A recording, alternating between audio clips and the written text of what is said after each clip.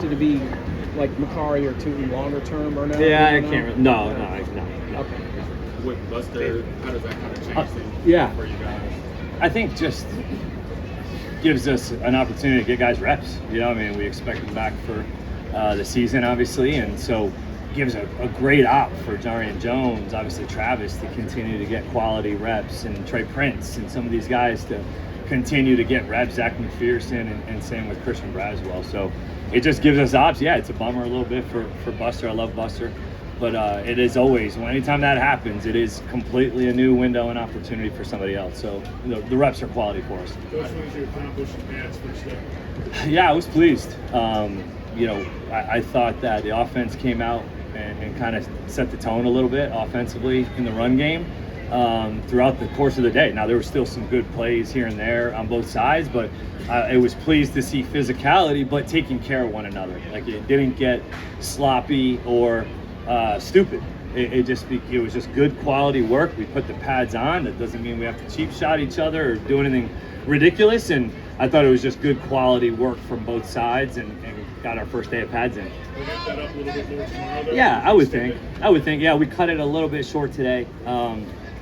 We got the good work that we wanted in pads. We're limited to the time when you do put the pads on, and the last thing I wanted to do was, make it sloppy just by adding another 12 plays or so. So tomorrow, we'll probably keep that period that we had up today and be able to get a little bit extra work.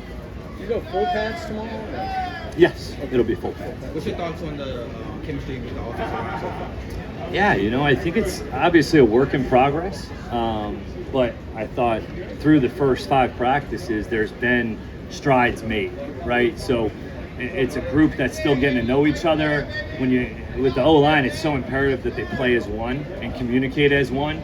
And I think that they've done a nice job of that so far from a targeting standpoint, making sure that we're on the right IDs and with the protections. I thought they did a nice job today as well, protecting the quarterback. So I've been pleased. It's still a work in progress, but pleased so far. How much of an impact has Hainsey just having the knowledge of the offense kind of help the rest of the guys out? It's huge. Having Robert it has been huge to have somebody that obviously has been in the system, but also has had to make the adjustments that can occur within the system, right? We have a specific play call versus a specific front.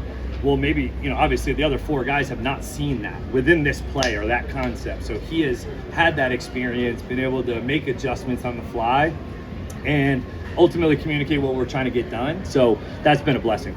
You other get a feel for run game in practice, or do you have to be in games? I think ultimately you need to be in a game. I think because, we're not playing tackle. So you don't know when a ball breaks to the second level.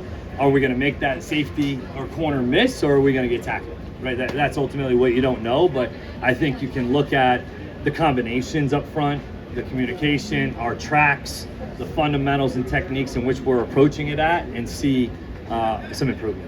When you were talking about Trevor's footwork the other day, you talked about switching which foot he has forward and the shotgun. Is that a more significant change? I mean, ultimately, even when you have your right foot up as a quarterback, you're, slightly moving your left as a punch step.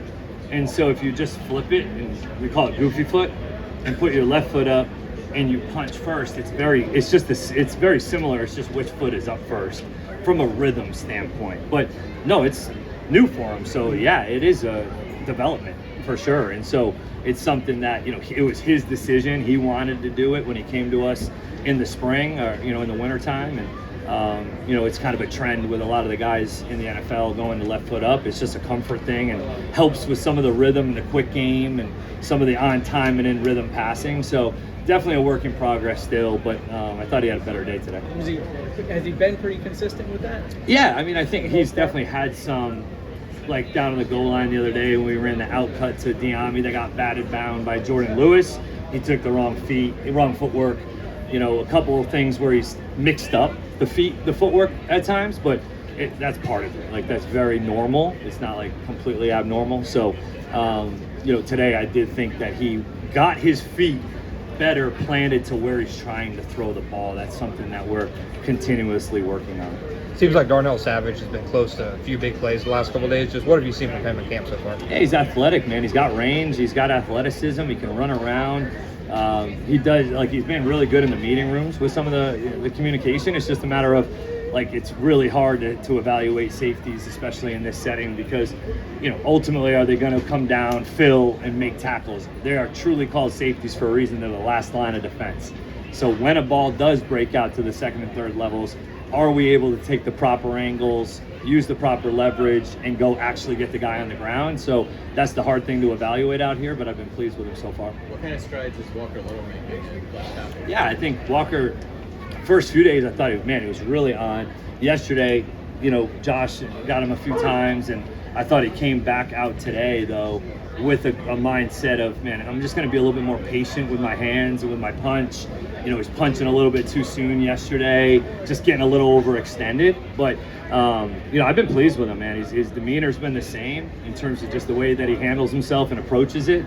And I think he's been doing a good job getting some removal in the run game when we're asking him to. How much does that help the tackles going against guys like Josh and Trayvon? Yeah, it's huge. I mean, those guys obviously can go, right? They can go, and anytime you have good on good, we're trying to create an edge and sharpen our edge, and that's going to do that for us every single day. And then, hey, you get to move those guys down when Trayvon goes down inside at a 4-eye or at a 3 technique. Now he's rushing on the guard, and those guys are getting to work. But it's really important for us to continue that. We're going to see a lot of good pass rushers in this league, as we know, and for us to be able to, win more than not. That's the goal, when you're playing that position. What have you learned about Trayvon, personality-wise, or that maybe you didn't know when you first got here, or since you first got here? Well, he's very serious, but also has just a very genuine, honest way of approaching conversation.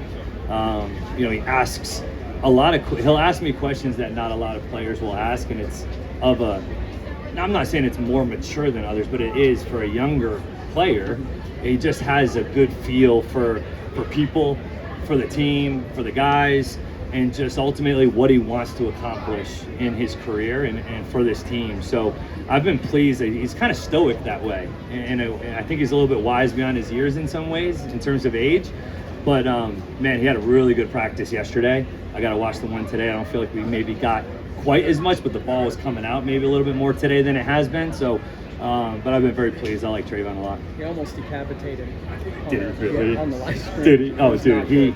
Yeah, I saw that on the duo. Yeah, he was standing up, and Travis is in a tight bunch, and we're running duo, and Travis has to go block Jordan Lewis, who's kind of stacked behind Trayvon. I just saw Trayvon continuing to widen out and just put his hands right in Travis's head. And no, it was good. It was good for Travis. He goes, hey, he took himself out of the play.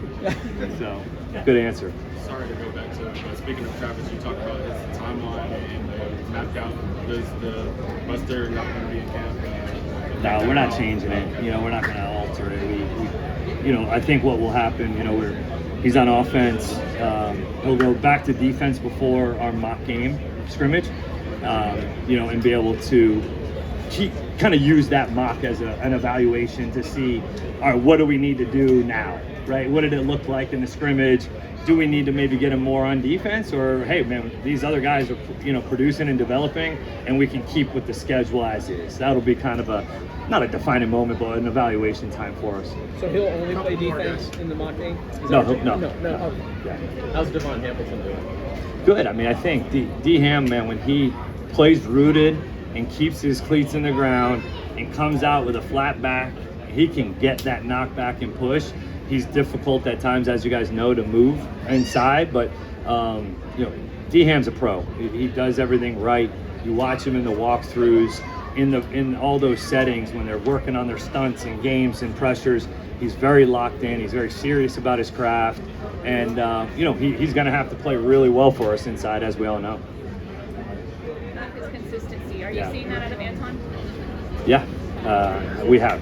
Definitely for the first few, I've been very pleased with Anton, and we've mentioned that to him, and I asked him the other day in the hall. I said, hey, is this going to be every day? Is this how it's going to be every single day? And, he was very adamantly yes, and so and that's what we have seen. So for him to take a step in the right direction in our eyes, for sure, I think is only going to help us moving forward because he's so talented. And when he plays locked in, he plays with great effort, and he strains through the echo of the whistle, good things typically happen.